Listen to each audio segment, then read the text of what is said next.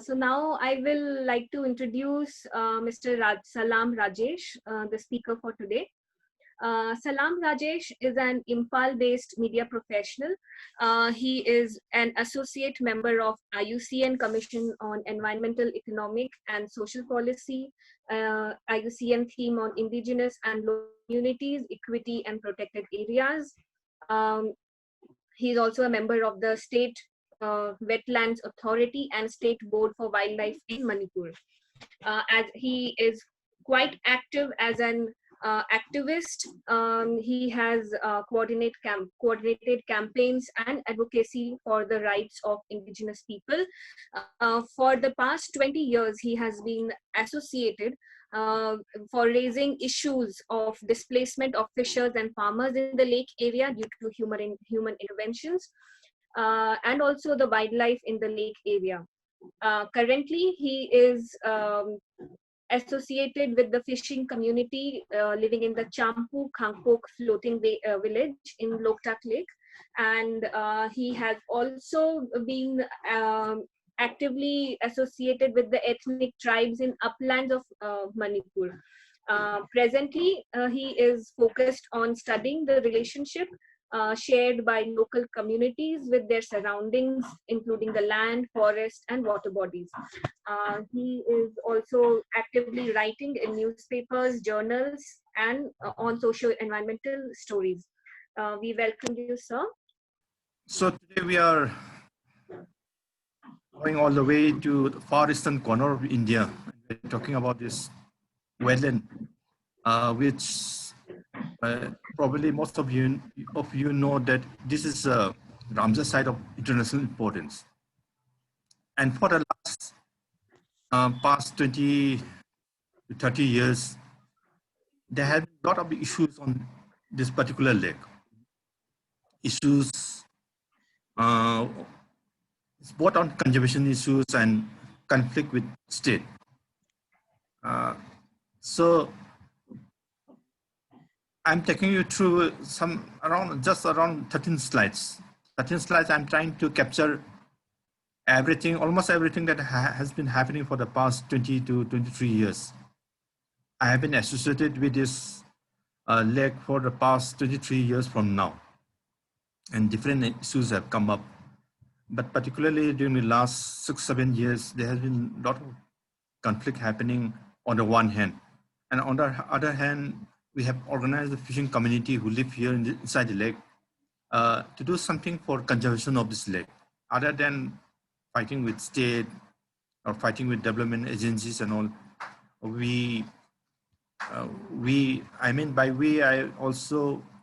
I'm talking about the fishing community. We regard the entire lake area as,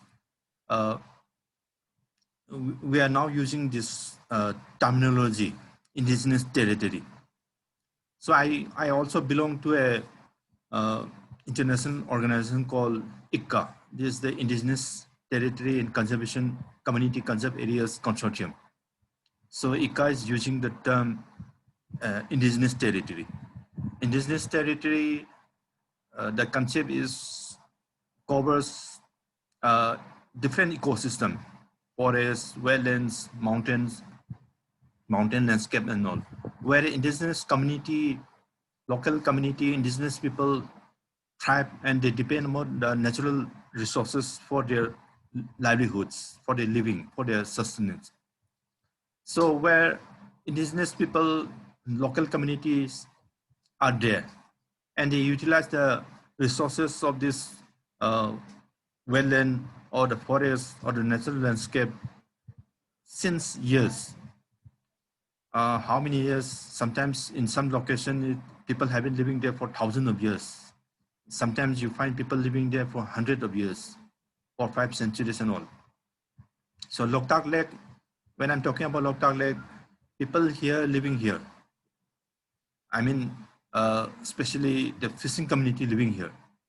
They have been associated with the lake for hundreds of years. We have a literature called, it's an epic romantic tale. It's called Khamba and Thwebi in the local language. This epic talks about a princess of a locality called Moirang, which is now a town just on the lake side. So there was a epic story about a princess falling in love with an orphan called Khamba. And the entire episode is happening within and inside the lake. So this literature, we assume it was around the 17th century. And from this, we easily come to the conclusion that since the 17th century and beyond, people have been living within and around the lake area. It's just not that these people have come in just overnight and they have started fishing the past few years. So one area of dispute between fishing community and the government is that later on also I'll be talking a bit about this. Government classified them as occupiers. And by the definition, it's simply saying that this community have come into the lake area in the past few 10, 20 years. But my contention is that these people are very much indigenous people having lived here for centuries. So talking about the local scape, you see on my the photo on the right hand side, it's Loktak is divided into 3 zones. For administrative reasons, you see the northern zone, central zone, and southern zone. And water body that you see on the left hand pictures are in the central zone. So southern zone is comprising of the Kabilamjong National Park. This is under the forest department. So extraction of the lake is under the forest department, where we have this Kabilamjong National Park. And the central zone is the water body. And the northern zone, where you see the green, northern zone almost filled with this green, with biomass basically. And later I will be talking something about this northern zone. So around 1997, 1980, the figure given by the government was that the water spread of the lake is around 289 square kilometer. But in 2017, the Loktak Development Authority gave a very new figure, saying that water spread of the lake has been reduced to 36.12 square kilometer. Broadly speaking, that in this last 1 or 2 decades, an area of around 53 square kilometer of the lake, mostly in the northern section, has disappeared. And disappeared from in paper, not in film. On the picture on the bottom left-hand side, it's a NASA satellite map. And the green dots you are seeing is all this floating biomass. On the upper photo, you will see this biomass, small pockets there. Later on, you'll see how the fishermen are utilizing this floating biomass to do their fishery. And now about 240 families of the fishing community are living right inside the lake. They live on, they utilize this floating biomass where they build small huts to live in. So the small hut supports a family of around about 3 to 4 persons. So in this slide, I'm showing you a brief lifestyle of how the local fishers are living within the lake. On the upper hand photo, you see the small huts made of bamboo and thatch on the floating biomass. And you will notice this bamboo poles there. Why that bamboo pole is there is that usually during this season, there's very strong wind that blows from the northwest to southeast. And if you don't anchor the floating huts with these bamboo poles, these small huts are usually swept away by the strong wind. So at night time, you may go to sleep on the western side of the lake, and by morning you will find that you are on the eastern side of the lake. So they have to anchor the floating huts with these bamboo poles. And you see in these pictures that it's a traditional dugout canoe that these people use now. It's the only mode of transport in the lake right now. And in the bottom picture, you see how it's a traditional fishery practice, which we locally call as atapum number. By atapum, it implies uh, where the local fishermen are using this floating biomass. They cut it into long strips and they bring it, they drag it with this dugout canoe and they make it into a circular pond. Underneath it's all hollow. And so the fishermen provide fish feeds inside this, within this circle. And when they sense that there's a collection of good amount of fish inside the circle, they then drop nets all around the circle.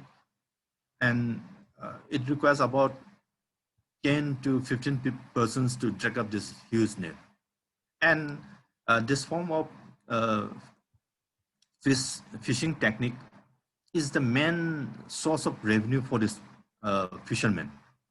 They also fish with these Chinese dip nets and other forms of nets and traps, but this fishing technique is the most viable for them.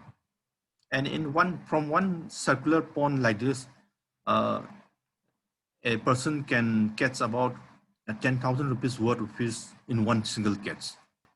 Fishing is the only main and the only occupation for these people. They don't do any other activity. So throughout the year, day and night, they are always fishing. On the bottom pictures, you see these are local variety of fish. But on the upper hand, top photograph, you see this introduced species of carps, common carp, silver carp, grass carp. The reason why we are seeing introduced carp species in Loktak Lake is way back in 1983. This 105 megawatt capacity Loktak hydroelectric power project was commissioned. And for this project, a barrage called Ithai Barrage was constructed at the river confluence of Manipur River and Kuga River. This is just to the south of the lake. And this barrage cut off the traditional migratory route of fishes coming up from the Chinwin Irrawaddy River in Western Burma. And what happened was that before the barrage came up, before 1980, the main fish variety catch in the lake was this migratory fish species coming up upstream from Chinwin Irrawaddy. These fishes came up through Manipur River. They came up to Loktak and adjoining wetlands like Ikop, Waito. Then these fishes, school of fishes came up through Manipur River and to Nambul River, right up to Imphal city. And people living within the lake area, then people living all along the river bank of Imphal River and Nambul River, they caught this fish and it supplemented their food, then their earning capability. But after Ithai Barrage was constructed in 1983, commissioned in 1983, the passage of the migratory fishes was cut off and this fish resource was totally lost. So fish population in Loktak declined enormously and government of Manipur, especially the fishery department, had to bring in this introduced variety of fishes.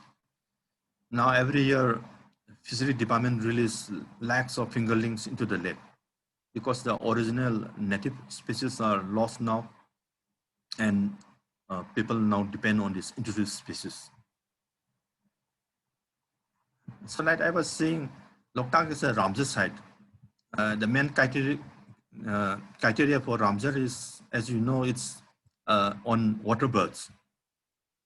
So a lot of species of water birds flying along this Central Asian flyway come to Loktak between October to February.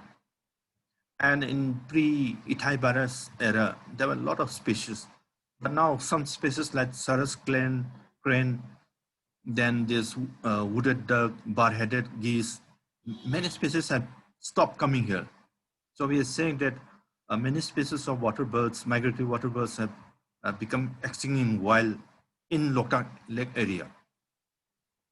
But still we find some species coming, and there's fluctuation in the population of water birds come. Sometimes in a year, there's about 20 to 30,000 population. Then in another year, you'll find around 10,000 only.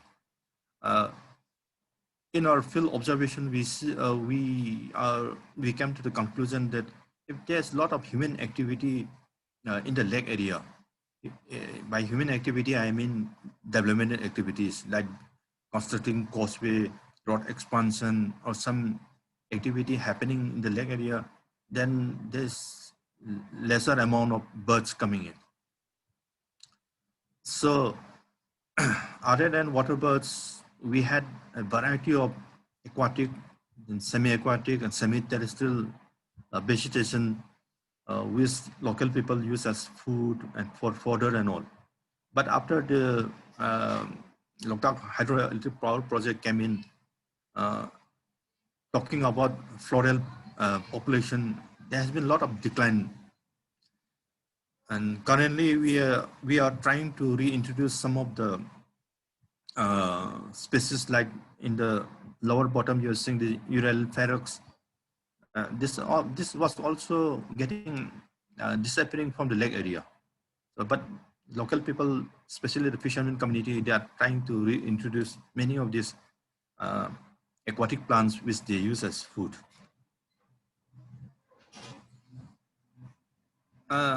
Talking about conflict, I'm showing just one slide here. There are a lot of instances of conflict happening in Loktak, and which directly impacts the local fishers. This slide I'm showing is what happened in 2011. In 2006, Manipur government enacted a new law in Loktak Lake. This was called the Manipur Lake, Loktak, the Manipur Loktak Lake Protection Act of 2006. So under this act, Loktak was bifurcated into a core zone area. Core zone area is composed of that central zone where the water body is there. Then there was another buffer zone. Buffer zone is mostly of the peripheral areas. So after this act came in, after 2010, government of Manipur started saying that since Loktak, main water body of Loktak has been designated as a core area under the Loktak Lake Protection Act, now nobody can do any activity here. So any fishermen living within the lake, they have to go out.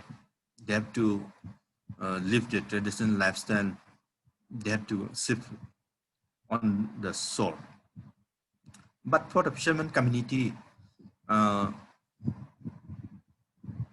one thing they're saying that how can we go just like that?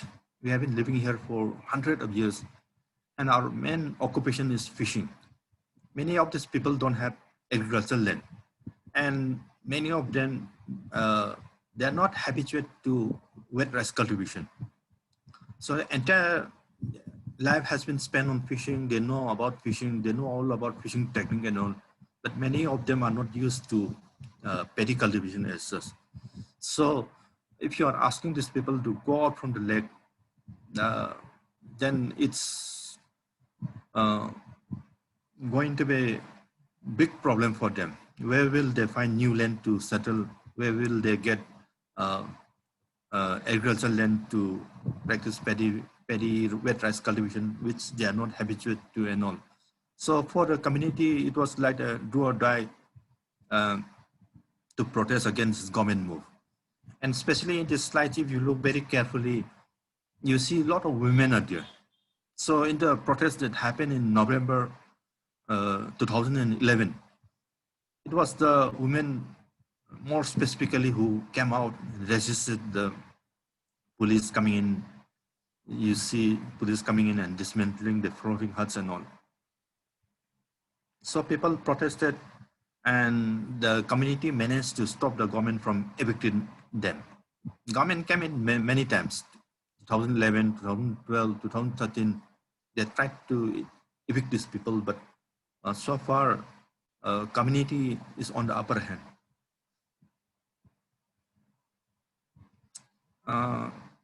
Then now I'm talking about how fishing community are coming in to do something for conservation of the lake. In 2011, this fishing community formed a union called All Loktak Lake Fishermen's Union, Manipur. This union was formed basically for two purposes. One, because since 2011, government has come in to evict them from their traditional roots. Union was formed to fight it back. Secondly, the union was formed to convince the local people, especially those fishermen living within the lake and the lake periphery, that unless we do something for the lake, for conservation of the lake, ultimately in the coming years, we'll have to leave the lake because there are a lot of problems happening in the lake ecosystem. Problems in the sense that there are two main factors where we are saying that the Loktak Lake is aging, dying very fast. One factor is pollution load. This pollution is happening because some of the rivers like Nambul, Nambol, Moirang, they flow directly into the Loktak Lake. And particularly Nambul River, it flows through Imphal city. It passes right into the heart of the Imphal city. And most of the residents living in Imphal city, they throw all the solid waste, everything, household waste, commercial waste, biochemical waste, whatever waste is there, they dump directly into the Nambul River. And whatever is dumped into the Nambul is carried directly into the Loktak Lake. So for last 10, 20 years, this pollutant load has been carried on to Loktak. And if you come down and see the water quality of the lake, you'll find that there are different colors, from bluish to greenish to dark brown to very black to grays. And we are very worried, sorry, and we are very worried about this color fluctuation. Very dark means heavy pollutant what is happening. And because of this pollutant load, and because when we talk about nutrient enrichment, we are finding that a lot of invasive species of weeds are coming into the lake area, where there was none about 20 years back. Now we find that there are new species that have overcome the original species. So I'm talking about paragrass, water hyacinth. There are different, some prominent 3 or 4 species that have almost destroyed everything. They have overrun the floating biomass. They have practically destroyed the original aquatic plant which the local people used to harvest as for food. And talking about the conservation activities, so after this union was formed, we, since 2012, we started doing a lot of awareness and capacity building for the fishers. So on every occasion of World Wetlands Day or International Rivers Day or World Earth Day or International Biodiversity Day, so any day which is dedicated to biodiversity environment, we are observing every year since 2012. It's aimed at creating awareness among the fishing community that we need to come out. We can't wait for the government to do something for the lake. So we need to come out and do it ourselves.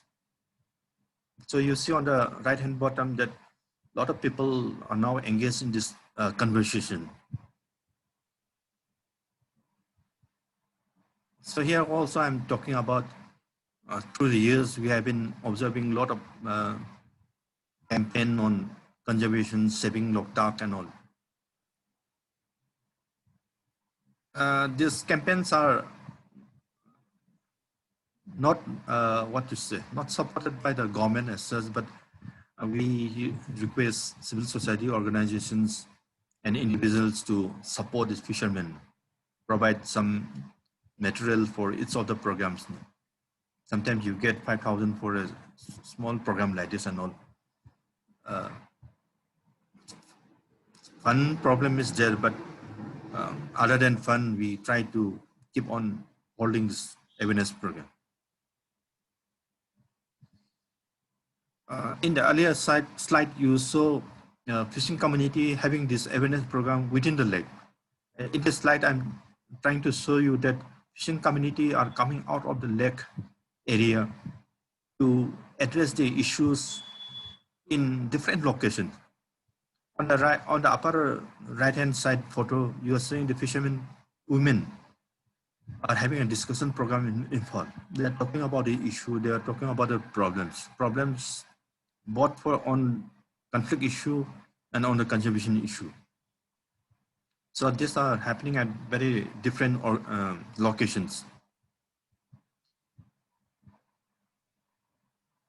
Then on both issues, I mean, I'm talking about both conflicts and conservation issues.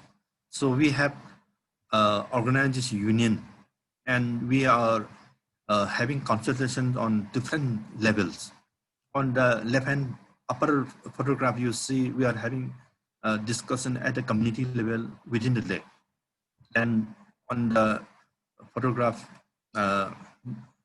left-hand down, we are having discussion with civil society organization at Bishnupur district. And we also have it in different areas, but in this photograph, I'm trying to show how fishing community are trying to convince the civil society organization. There are different civil society organizations, so we ask them for help on different occasions. And on the right-hand side, we have taken our discussion at the highest level of academics. So in Manipur University, we had discussion several times, and we have tried to talk to different faculties, especially political science, economics, lab science, and then art sciences, where we are trying to tell the most of these faculty members in Manipur University happen to be also in government committees. So we regard them as think tanks. Because they can influence the government with policies. So we are trying to talk to these faculties who are the think tanks of both government and higher education. We are talking about the issues of lake in general, not just about the fishes and their condition, but we are talking about the lake in general, the contribution of the lake for local climate.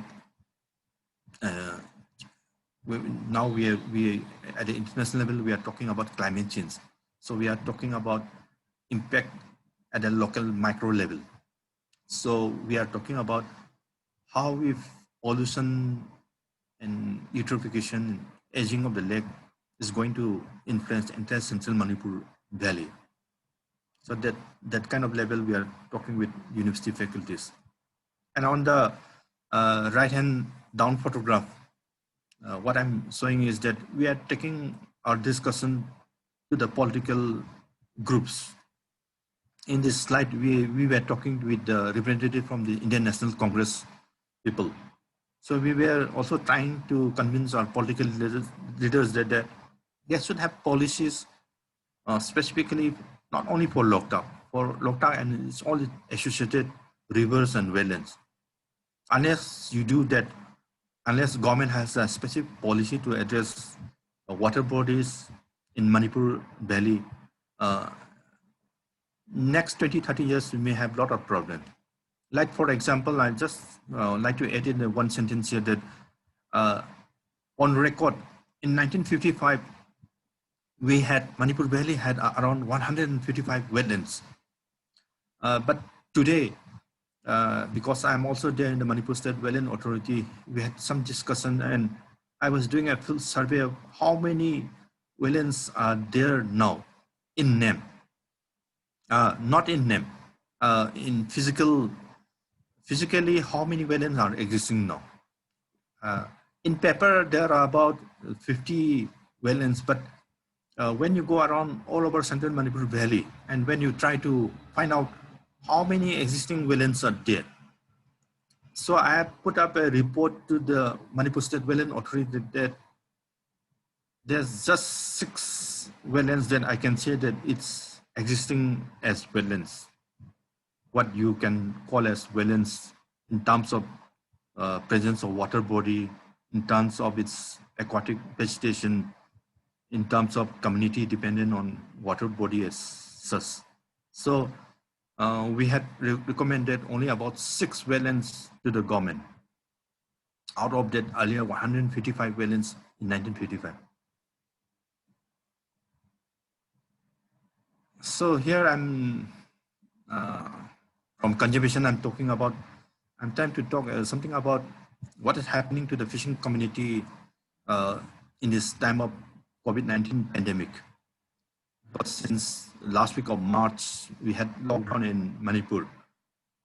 And what happened was that this fishing community, around 240 families living in this floating village, they had, it was very sorry to learn that the district administration absolutely refused to provide them any relief material to this fishing community for some reasons. So we had to appeal to civil society organizations and individuals to help out with this fishermen, because after the lockdown, people started blocking all these inter-village roads, district roads and all. So fishing community, they were isolated inside the lake. They could not come out from the lake area. Their main, like I said, their main activity is fishing. They catch the fish and they bring it out. This fish gets to the nearby towns like Ningthokong and Bishnupur to sell the fish. But since these locals around the lake area have blocked all these passes, so the fishermen could not bring out the fish catch to sell. And if they cannot sell the fish, then they are not earning anything. That means they're having acute problem of food supplies, medicines, every basic needs for the children and all. So lockdown started from last week of March. So April and May, they didn't get any relief. So after our appeal, in these photographs, you are seeing this All Manipur Student Union, they have come out to provide relief to these fishermen. And since then, some few individuals have provided relief materials, but from March, now it's August end. Fishing community haven't got a single relief material from the district administration, from the government assist. So what are they doing to cope with this situation? We are having discussions with them also, and we are trying to find out how to handle this COVID situation. One option is that fishermen, because they can't sell the fish outside, so one option is to sun dry the fishes so that they can ferment it. Fermentation, you can store it for a long time. So so that the fish catch don't go waste. So they sun dry it and they are trying to do fermentation so that they can sell the product later on. And another thing is that traditionally they smoke the fish. They smoke the fish, small fish like this you are seeing on the photographs. So the smoked fishes can be stored for many weeks. And when there is a relaxation in lockdown, so some of them try to take it out, take the smoked fish from the floating village. They come up to edge of the lake from where vendors will try to get the products. So in between this last 3-4 months, there has been a lot of hardship for the villages, except for a few frequent occasions when government announced slight relaxation in the lockdown, they have managed to bring up their products. Otherwise, uh, they're having shortage on food, edible oil, then salt. Even they're getting salt for many uses. It's a big problem for them. And on the right hand side, uh, other than this worries, what the fishermen community are also doing that as a part of the conservation effort, and since they cannot go out from their village during this COVID time, they are trying to clear up this with floating biomass that is blocking the passageways. They do it mechanically, not manually. So it's just a form of at the level what they can do. You know? Otherwise, they are just sitting at home, catching fish, fermenting, sun drying, smoking. In further discussion, I can elaborate more. Thank you.